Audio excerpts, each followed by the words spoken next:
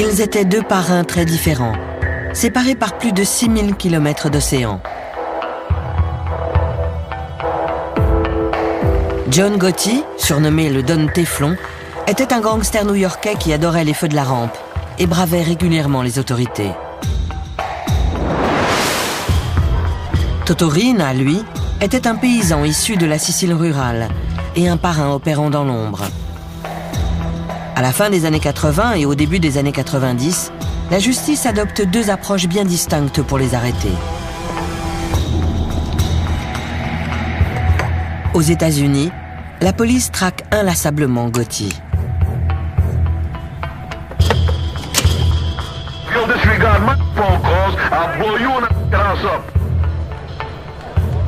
En Sicile, il faudra une révolte des habitants de Palerme pour envoyer Rina derrière les barreaux.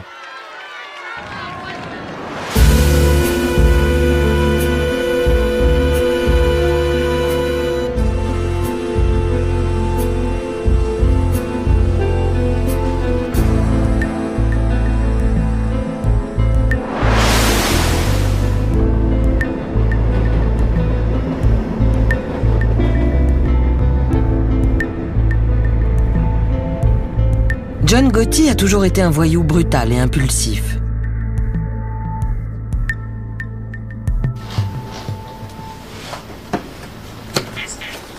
C'est dans un bar que le jeune gangster Henry Hill a vu Gotti alors adolescent pour la première fois. John est entré sans dire un mot à personne.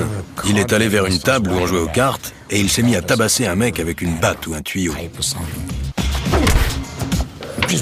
Il a presque battu ce mec à mort. Il a failli le tuer.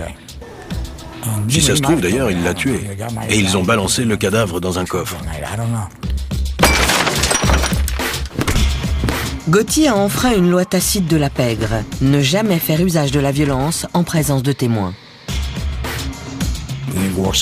Après ça, il est venu s'excuser auprès de moi, avec du sang qui giclait partout. C'était la première fois que je le voyais. Il avait un grand manteau noir, un pardessus tout en cuir. Il avait vraiment tout d'un gangster.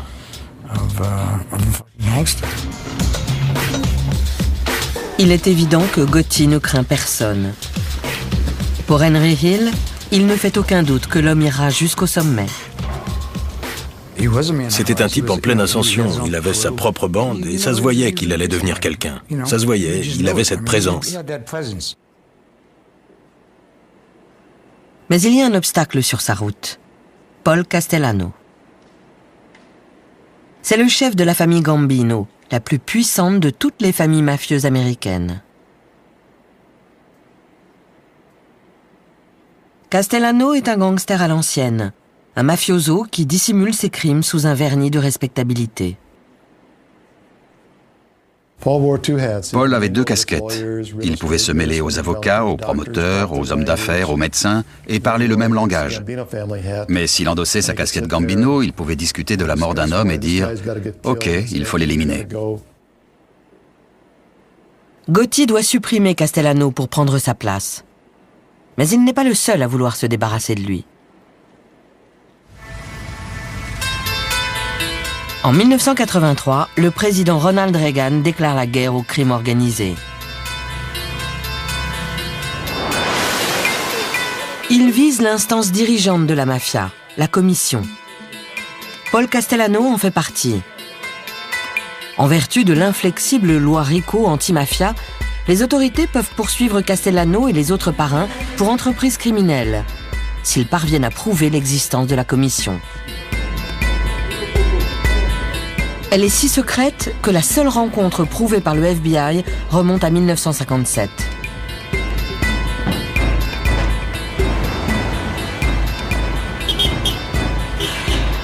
Et puis, un matin de mai 1984, au QG du FBI à New York, l'agent Joe O'Brien reçoit l'appel d'une taupe infiltrée dans la mafia.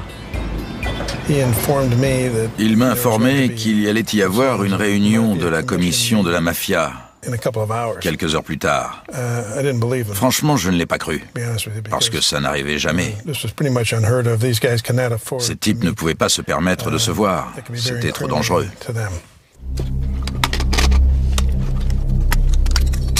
Si le FBI parvient à photographier cette rencontre, ça les aidera à démanteler la commission.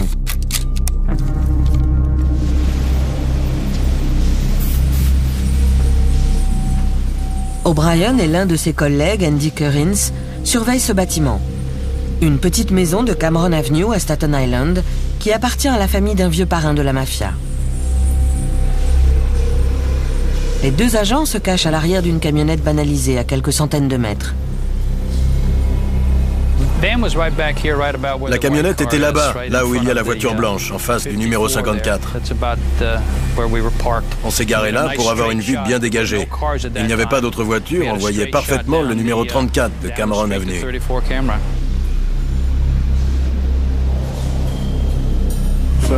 On a attendu 3 heures, jusque vers 16h30. Et là, ils ont commencé à sortir, une famille après l'autre.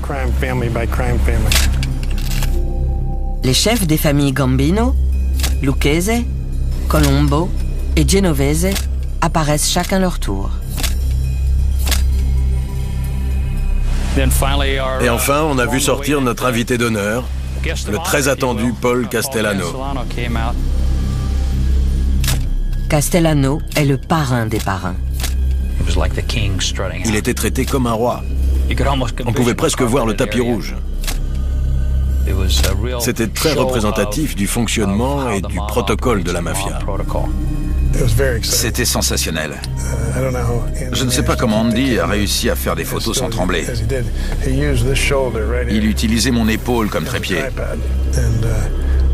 Et pendant un moment, j'ai arrêté de respirer. Castellano n'était pas pressé. Il a tiré quelques bouffées de son cigare, il est monté dans sa voiture et il est parti. Les photos sont explosives. Le FBI sait qu'une preuve visuelle aussi flagrante fera merveille auprès d'un jury.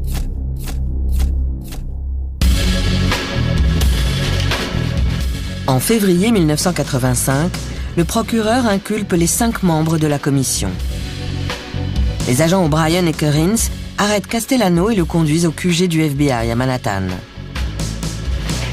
Les autorités fédérales, la ville de New York et le procureur de l'État ont annoncé aujourd'hui l'une des plus vastes mises en examen de parrains mafieux dans l'histoire de ce pays.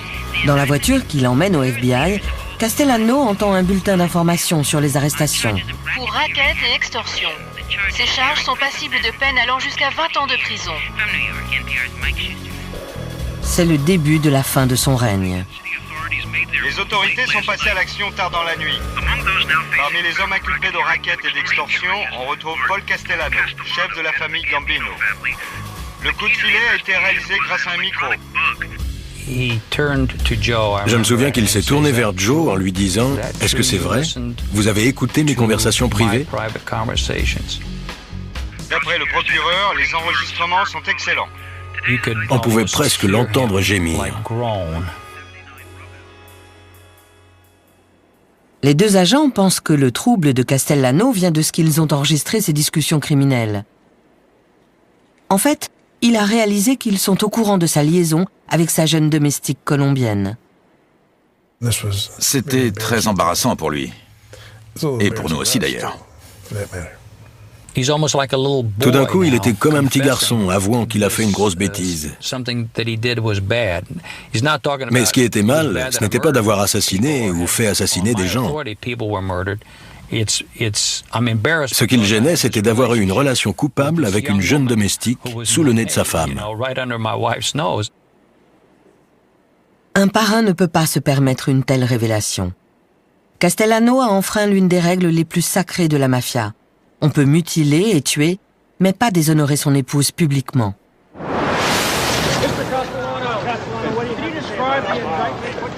Les photos sont un des principaux éléments de preuve du procès à venir.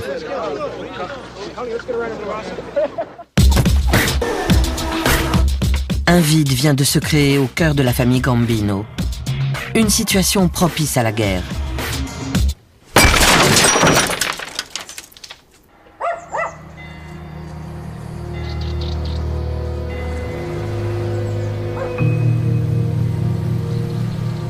Et pour savoir à quoi ressemble une guerre mafieuse, la pègre new-yorkaise n'a qu'à se tourner vers la Sicile.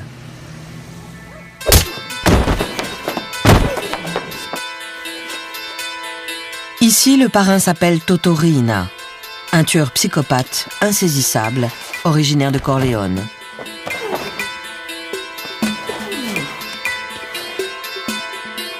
Cette place forte de Cosa Nostra, perchée sur les montagnes du centre de la Sicile, donnera plus tard son nom au personnage de Marlon Brando dans le film Le Parrain.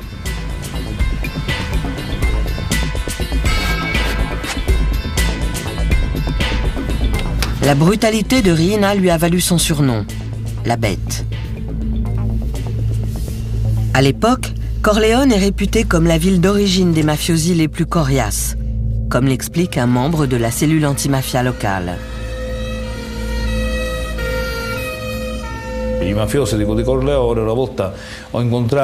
Un jour, j'ai rencontré un mafioso corléonais qui m'a regardé droit dans les yeux en me disant « Pour être un homme, un vrai, il faut avoir passé quelques années en prison. » Voilà le genre de philosophie de la mafia de Corleone. Pour eux, faire de la prison, c'est un baptême.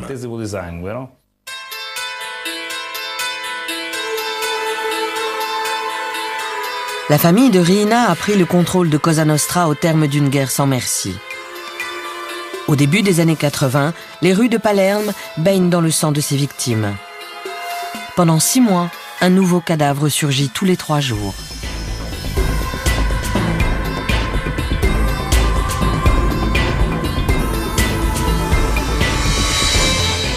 Leoluca Orlando, alors maire de la ville, a été élu en promettant de mettre fin à ces crimes. 20 ans plus tard, sa prise de position courageuse l'oblige encore à être protégé 24 heures sur 24. Palerme était une ville qui vivait dans le silence et l'obscurité. Pour ne pas être impliqués dans ces meurtres, les citoyens niaient l'existence même de la mafia. On ne voit rien, on ne dit rien, on n'entend rien. Ce n'est pas notre problème. Qu'ils s'entretuent, ça ne nous regarde pas. Si on ne parle pas de la mafia, on ne mourra pas. L'homme qui dirige l'enquête sur Riina est un magistrat, le juge Giovanni Falcone.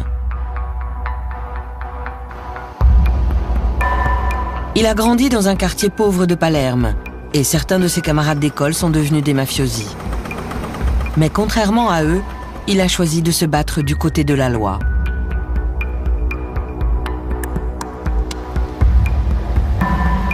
Depuis son QG du palais de justice, cela fait plus de 10 ans que Falcone traque inlassablement Cosa Nostra.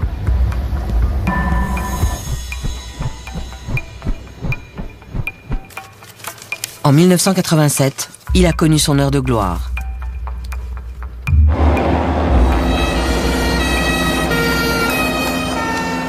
Lors du maxi-procès, plus de 300 mafiosi ont été condamnés à des peines représentant presque 3000 ans de prison en tout. C'est le coup le plus rude jamais porté à la mafia sicilienne.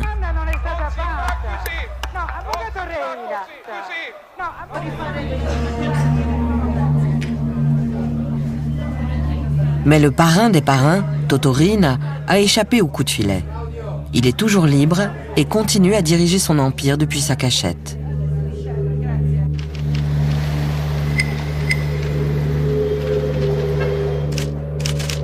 Falcone subit d'autres menaces, plus proches. Il a peu d'amis au palais de justice.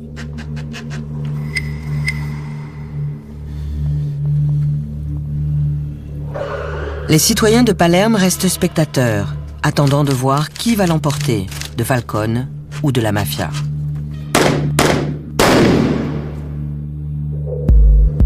Cet isolement est dangereux. Parmi ceux qui combattent la mafia, plusieurs ont déjà été tués sur les ordres de Riina.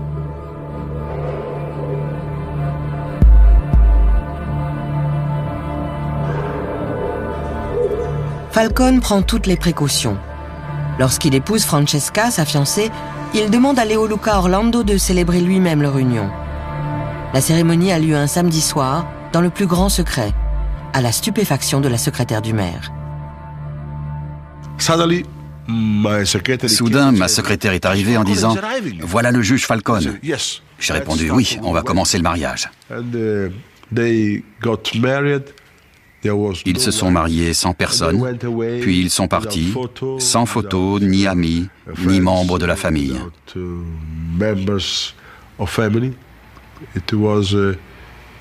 C'est un des sacrifices que Giovanni et Francesca ont consenti pour le combat contre la mafia.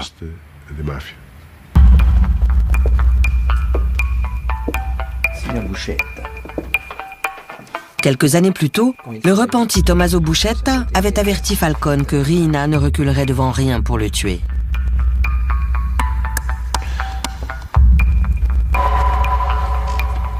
N'oubliez jamais ça.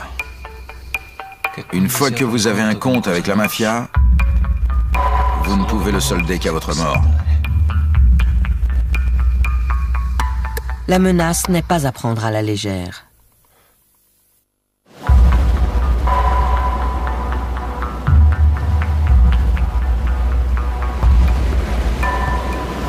Le juge loue un bungalow sur la plage à 30 minutes en voiture de Palerme.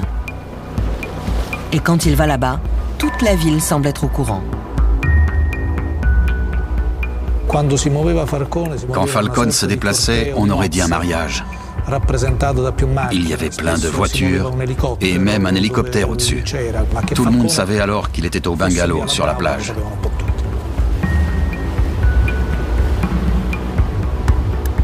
Mais l'anneau d'acier qui le protège ne change rien aux yeux de Riina.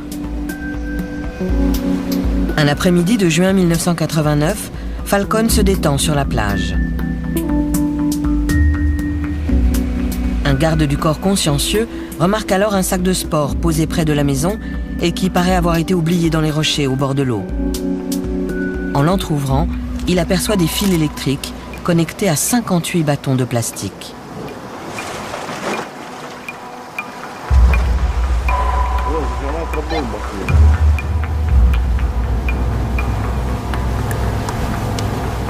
Le sac est conçu pour exploser quand on le soulève. Mais la bombe n'a pas fonctionné. Falcone vient d'échapper à la mort.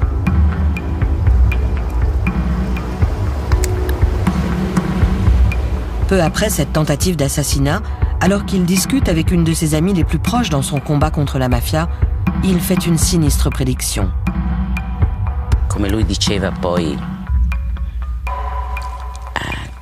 Comme il me l'a dit lui-même quand on s'est vu, après ça, ma vie est toute tracée. Je sais que la mafia finira par me tuer un jour ou l'autre. La seule chose que je ne sais pas, c'est quand.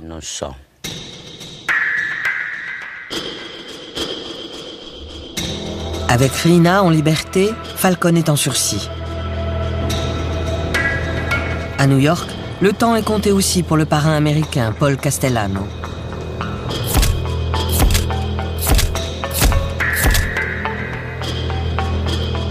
En attendant l'ouverture de son procès pour racket, il ne s'aventure que rarement hors de sa maison, une demeure luxueuse dans le quartier le plus prisé de Staten Island.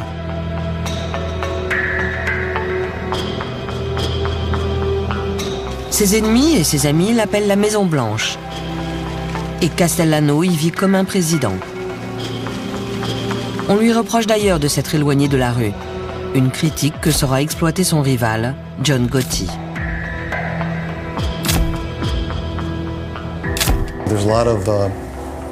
Beaucoup critiquaient Castellano en disant qu'il s'occupait trop de ses procès et pas assez de la famille. Désormais divisé entre les nantis et les autres. Castellano gagnait un tas d'argent tandis que les types comme Gotti n'avaient rien. Il y avait des dissensions, les gens se plaignaient. Gotti se prétend démuni pour obtenir le soutien nécessaire à sa prise de pouvoir. En fait, le trafic d'héroïne lui rapporte une fortune et fait de lui un héros auprès de ses partisans. Il avait sa propre équipe et on faisait pas mal de trucs ensemble. Avec de l'argent, on peut faire un tas de trucs. Et de l'argent, il en avait. Et il laissait tout le reste de sa famille profiter du banquet. Dealer de la drogue et faire ce qu'il voulait de cette ville.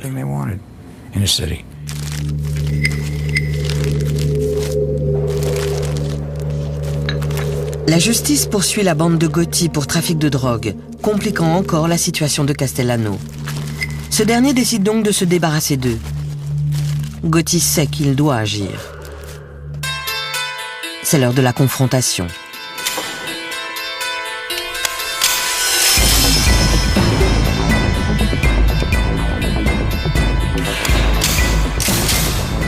Le 16 décembre 1985, Castellano part à Manhattan pour voir Gotti.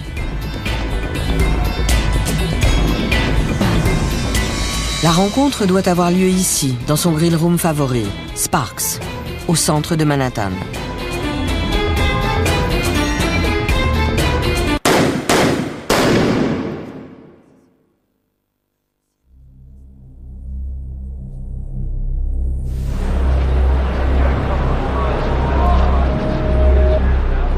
Castellano et son chauffeur sont abattus devant le restaurant.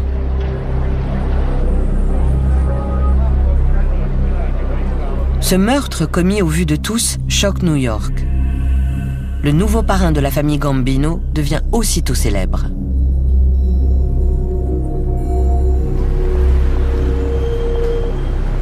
À l'époque, Gotti doit être jugé pour racket. Avant la mort de Castellano, il était presque inconnu du grand public. On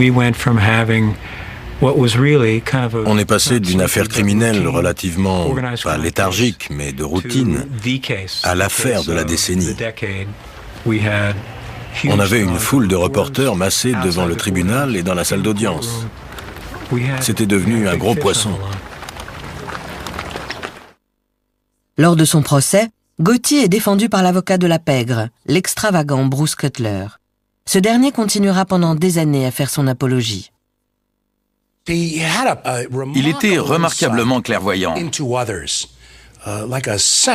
Il avait presque un sixième sens quand il s'agissait de juger les gens. Ce qui est sûr, c'est que Gotti sait juger un jury. En mars 1987, le verdict est rendu et le parrain est acquitté. En fait, l'un de ces hommes a soudoyé un juré à l'insu de la police.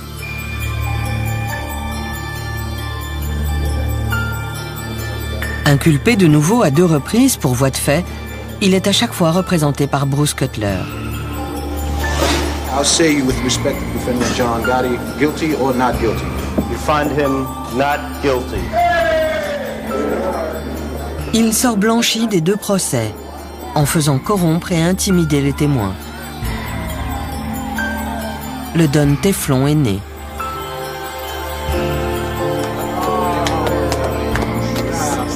Gotti est un parrain à part. Il ne fait pas mystère de son statut de chef de la mafia. Il aime rappeler comment le gosse des rues de Brooklyn s'est hissé jusqu'au sommet. Il est né très pauvre. À 12 ans, il était dans la rue. Et à 40, il faisait la couverture de Time Magazine. Il a défié le système.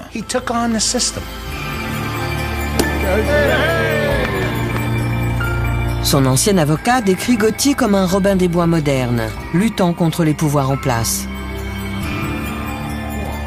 Les Juifs, les Irlandais, les salariés, les syndicats, les ouvriers, les policiers.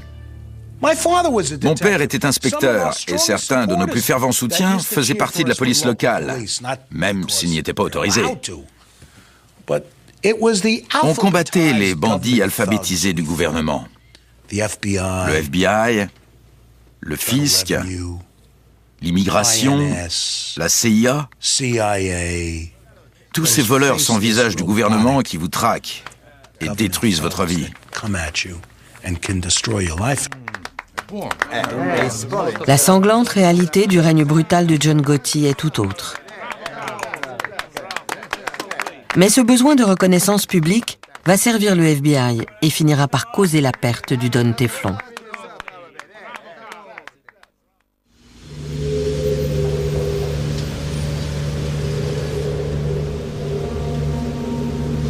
En Sicile, les autorités n'ont pas le même genre de problème que leurs homologues américains.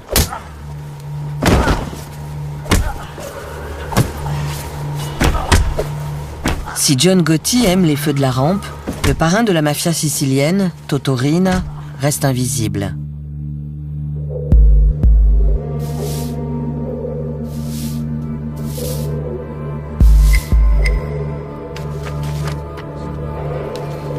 Le juge Giovanni Falcone est déterminé à le débusquer. Mais il a besoin de trouver un lien entre Riina et les crimes perpétrés en son nom par son armée de tueurs.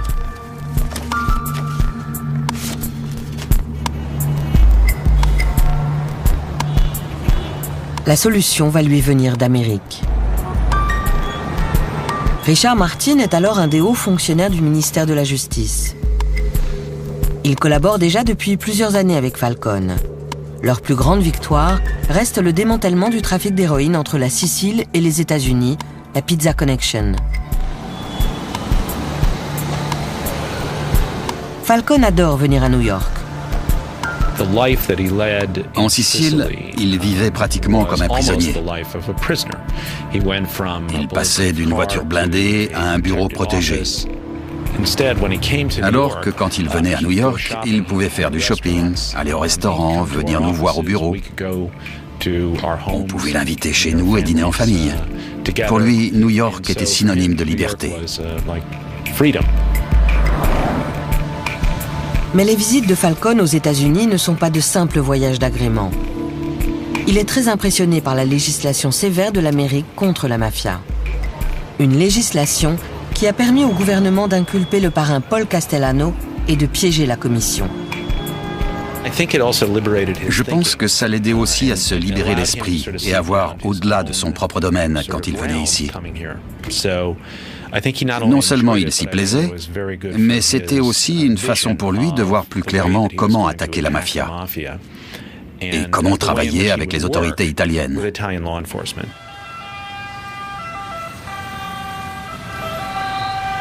En 1991, un nouveau ministre de la Justice entre en fonction à Rome, déterminé à écraser enfin Cosa Nostra.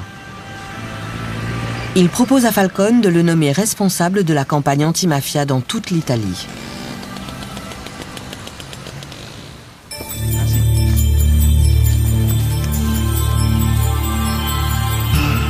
Le juge saisit cette occasion de quitter Palerme et de mettre en pratique ce qu'il a appris aux États-Unis.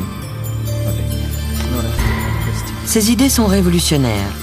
Il entend former un équivalent italien du FBI. Dans tout le pays, la lutte contre le crime organisé sera centralisée sous ses ordres.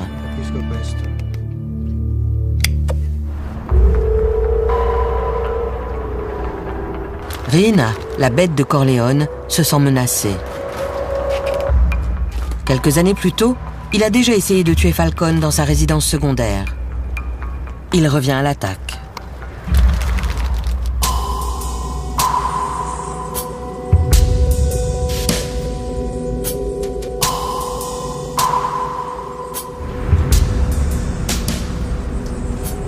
Le 23 mai 1992, Falcone et sa femme Francesca rentrent à Palerme pour le week-end.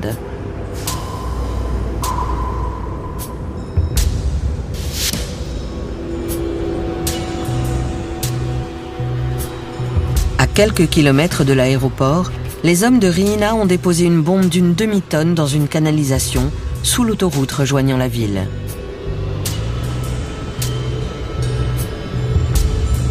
Ils se cachent ensuite dans un bâtiment qui surplombe la route, armé d'un détonateur télécommandé.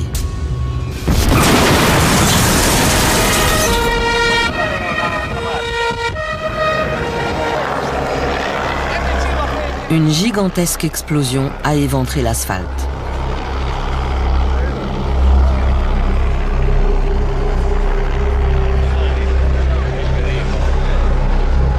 Le choc est tel qu'il apparaît sur les moniteurs de surveillance sismique locaux.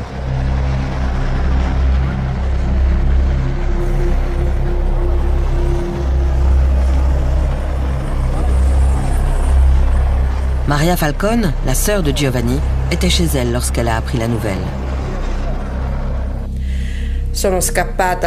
Lorsque mon mari m'a dit ce qui s'était passé, Je me suis précipitée hors de la pièce et j'ai appelé la police. Ils m'ont annoncé que Giovanni avait été emmené à l'hôpital. Quand je suis arrivée là-bas, le frère de Francesca m'a dit « Giovanni est mort ».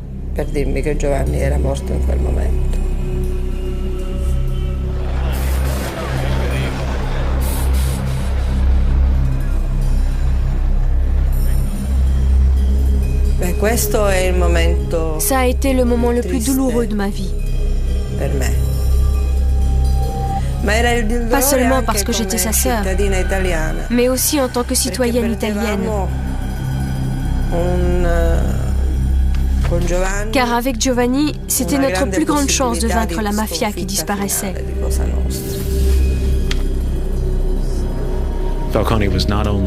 Falcone n'était pas seulement un collègue. Je suis fier de pouvoir dire que c'était aussi un ami.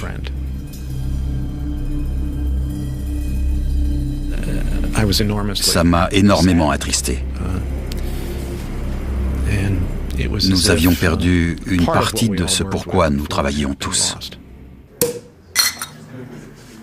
On raconte que Riina aurait organisé une grande fête pour célébrer au champagne la mort de Falcone.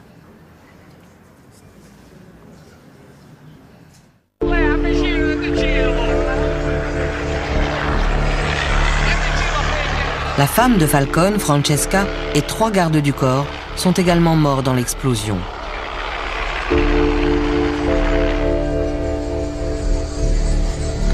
Le jour de leur funérailles, plusieurs milliers de personnes se rassemblent devant l'église San Domenico à Palerme.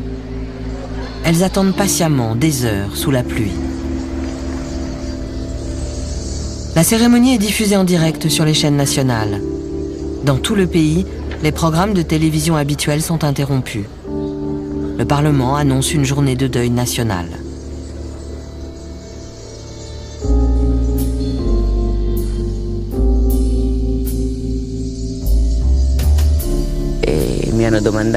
On m'a demandé comment j'avais réagi en apprenant la nouvelle. Et j'ai répondu, j'ai pleuré. Quelqu'un m'a dit, mais vous êtes le juge Ferraro, comment ça vous avez pleuré? Oui, j'ai pleuré et je n'ai pas honte de l'admettre. L'Italie est choquée et indignée.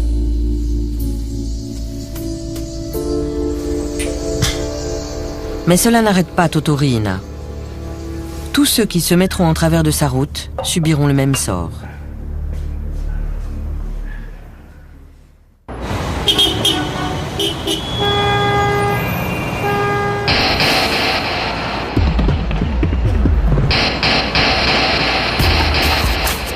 À New York, le piège se referme sur le parrain américain, John Gotti.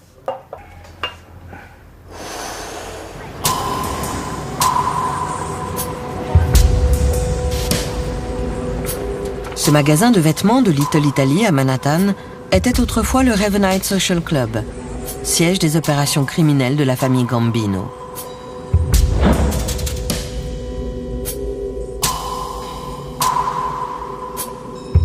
À l'époque, Gotti exige de ses hommes qu'ils viennent au Ravenite pour lui rendre publiquement hommage. Le FBI place une équipe de surveillance dans une rue proche du club. Ce film provient de leurs archives. Gotti entretient soigneusement sa réputation de parrain de la mafia. Il n'essaye aucunement de cacher ses rencontres avec son gang. Le reste de la famille était convoqué ici pour y retrouver John afin de discuter affaires, de lui cirer les pompes, de lui donner de l'argent et ainsi de suite. Si bien qu'en une semaine, on pouvait voir les 20 chefs de la famille sur différents soirs, plus près d'une centaine de soldats. Tous exhibés au grand jour. Pour nous, c'était une véritable mine d'or de pouvoir identifier l'ensemble de la famille Gambino dans la semaine, au même endroit. Mais les images ne suffisent pas. Pour obtenir une condamnation, le FBI a aussi besoin d'entendre Gotti parler de ses crimes. Le Ravenite a été mis sur écoute, mais les micros n'ont pas encore saisi grand-chose.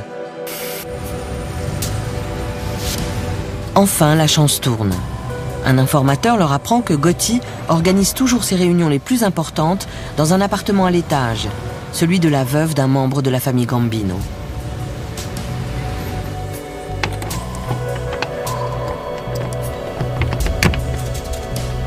Le FBI profite du départ en vacances de la vieille dame pour poser un micro sur place.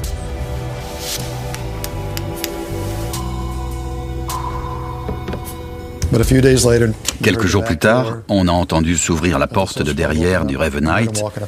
On les a entendus monter l'escalier et entrer dans l'appartement numéro 10. Ils se sont assis et ils ont commencé à parler. Très vite, il est apparu qu'ils ne s'inquiétaient pas des micros. La radio était allumée, mais ils l'ont baissée parce que c'était trop bruyant. Ils parlaient tous assez fort, et on a découvert plus tard que c'était parce que John Gotti était sourd d'une oreille. Sur les cassettes, on a donc un son particulièrement clair.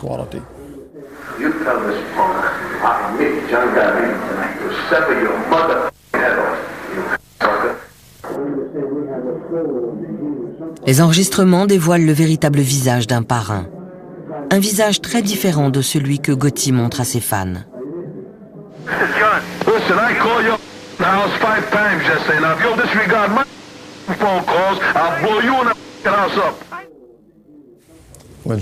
Quand il s'énerve, John commence à parler très fort. Et il oublie qu'il y a des choses dont il ne devrait pas parler, comme d'anciens meurtres. Gotti est arrêté. En janvier 1992, il est inculpé d'homicides multiples et de racket. C'est son 4e procès en 6 ans. Pourtant, New York reste fasciné par John Gotti. Les célébrités affluent. Dans les tribunes, on se serait vraiment cru au cirque. Mickey Rourke et Anthony Quinn sont venus voir le procès. Et ils ont envoyé un boxeur, Ronaldo Snipes, qui lançait des regards si menaçants au jury qu'on l'a viré dans la demi-heure.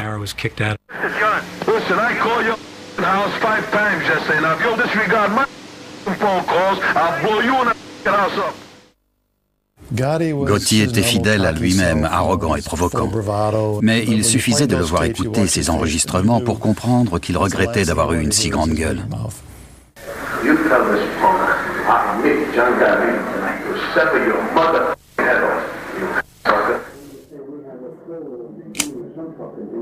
Gotti a provoqué sa propre perte. Mais les enregistrements vont avoir une autre conséquence inattendue. En même temps que lui, le FBI a arrêté son fidèle bras droit, Sammy Bull Gravano. Dominic Montillo a été à l'école avec Gravano.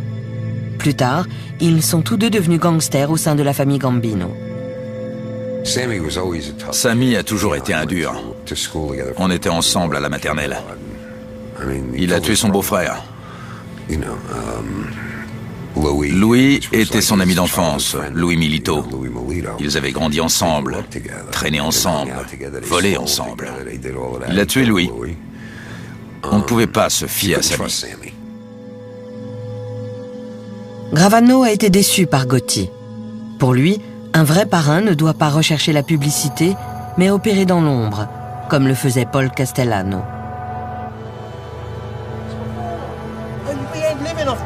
Mais Gotti ne respecte personne, pas même son adjoint.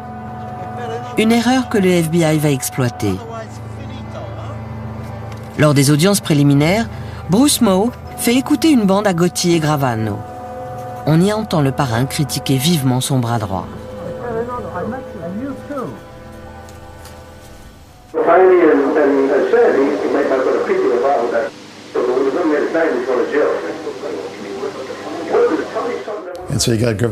Gotti et Gravano étaient assis côte à côte à la table des accusés quand on a mis la cassette.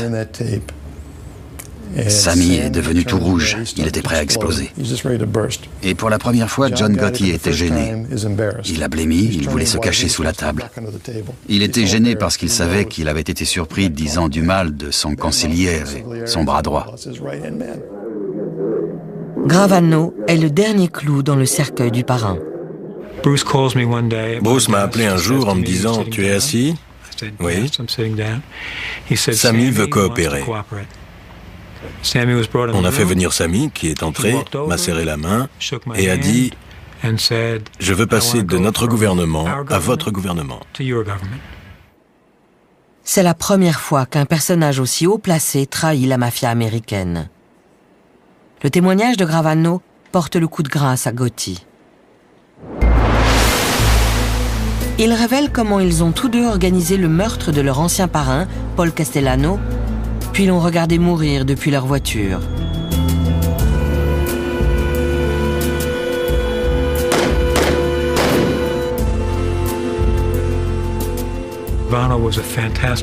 Gravano était un témoin fantastique et John Gotti se comportait comme quelqu'un qui sait qu'il va être condamné. Il était très inquiet, il était agressif, il aboyait sur moi et sur ses avocats. C'était un véritable plaisir. En avril 1992, Gotti est reconnu coupable de 13 chefs d'accusation, dont l'homicide et le racket. Il est envoyé dans une des prisons les plus dures d'Amérique, Marion, dans l'Illinois. La condamnation est sévère. Perpétuité sans possibilité de liberté sur parole. Malgré les cassettes et le témoignage de Gravano, l'homme qui a représenté Gotti à ses 3 premiers procès continue de le défendre. Si vous me demandez si je pense qu'il était chef de je ne sais quelle bande Gambino, je vous répondrai non. Je l'ai nié toute ma vie, et lui aussi. Je ne prétends pas que c'était un enfant de cœur, ni un saint. C'était un type coriace. Mais il ne faisait pas partie de la mafia. Pour Gotti, tout est fini. Mais en Sicile, Toto Riina va de nouveau plonger l'Italie dans l'horreur.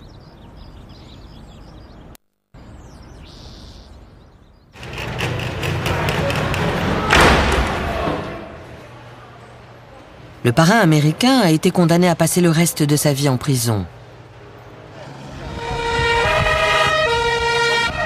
Mais outre-Atlantique, le gouvernement italien semble impuissant. Le chef de Cosa Nostra agit à sa guise.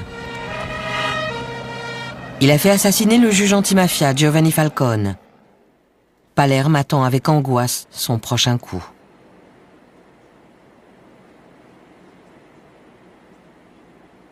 Le poste de Falcone est revenu à un autre magistrat, Paolo Borsellino. Les deux hommes ont grandi ensemble et ont consacré leur vie au combat contre le crime organisé.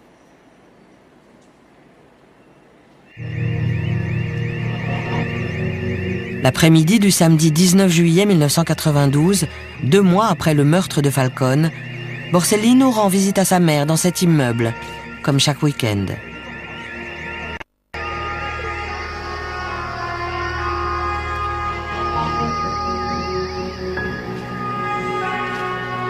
Une voiture piégée explose, tuant le juge et 5 de ses gardes du corps.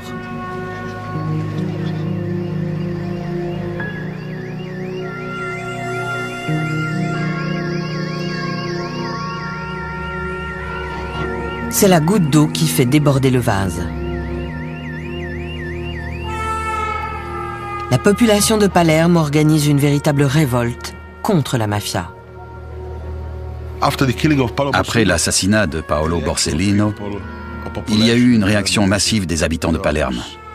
Les femmes, les enfants, tout le monde s'est mis à crier « Basta, ça suffit, trop c'est trop ».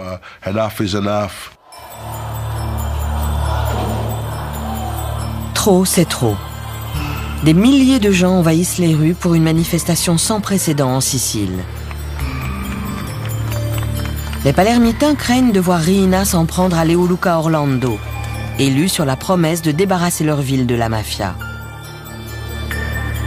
Lorsqu'il apparaît en public, les femmes et les enfants forment un cordon protecteur autour de lui, défiant Cosa Nostra de les tuer pour atteindre le maire. Leur message était clair. Ils étaient là pour dire que je n'étais pas seul. Ils étaient là pour dire que la mafia pouvait tuer un homme ou 10 hommes, mais qu'elle ne pouvait pas tuer des milliers et des milliers de femmes et d'enfants.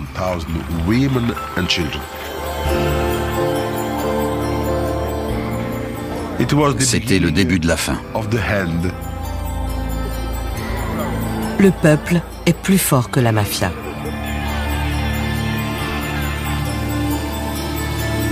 Le gouvernement, déterminé à sévir durement, envoie plusieurs milliers d'hommes en Sicile.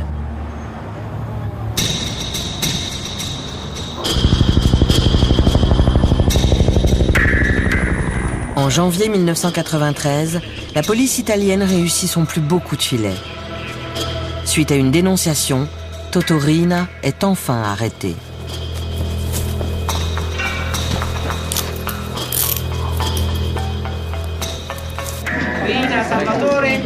Salvatore Riina a été capturé à Palerme par les carabiniers ce matin.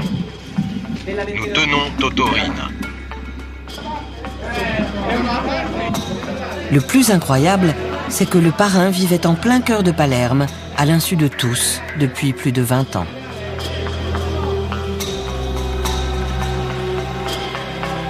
Lorsqu'il découvre son visage, les Italiens sont stupéfaits. C'est ce paysan à l'air inoffensif qui a ordonné les meurtres brutaux de Falcone, de Borsellino et de centaines d'autres.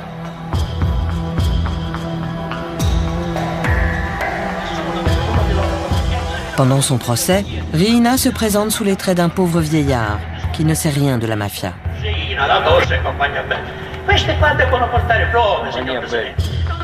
Mais sa défense ne convainc pas.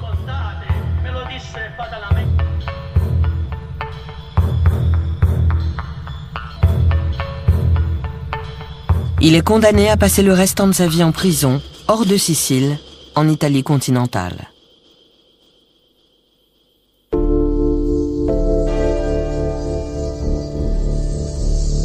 Des deux côtés de l'Atlantique, l'âge d'or des parrains semble révolu. John Gotti meurt d'un cancer en prison en 2002, après 10 ans d'enfermement. Sa mort marque la fin d'une époque.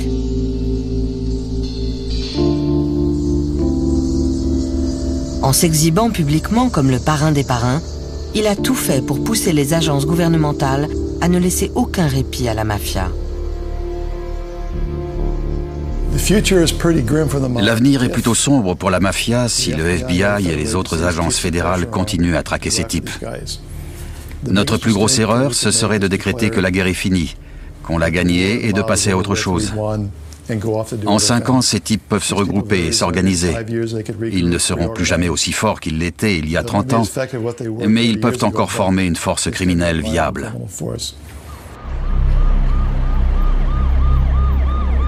Aux États-Unis, la pègre évolue avec son temps. Elle trempe dans les escroqueries sur Internet, les lignes roses et les arnaques financières. Mais elle n'est plus aussi puissante.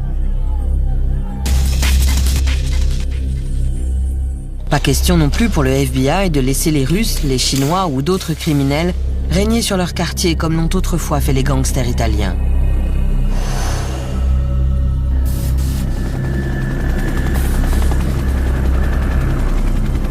En Sicile aussi, les autorités maintiennent la pression. Mais dans ces collines, malgré l'emprisonnement de Riina, Cosa Nostra est toujours présente. Invisible, mais mortelle. Aujourd'hui, il y a de nouveaux chefs, eux aussi originaires de Corleone. Ils ont tourné le dos aux méthodes inefficaces de l'ancien parrain. Ils n'assassinent plus les personnalités publiques. Tout comme les parrains d'antan, ils préfèrent tirer les ficelles dans l'ombre.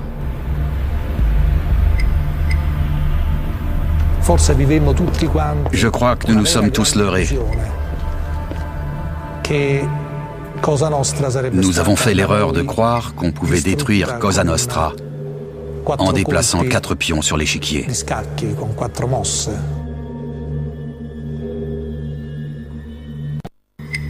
Aux États-Unis, la mafia est enfin en recul. Mais en Sicile, elle renaît de ses cendres. Elle s'adapte à son temps et change de méthode pour s'assurer que son pouvoir reste aussi inébranlable aujourd'hui qu'il l'a toujours été.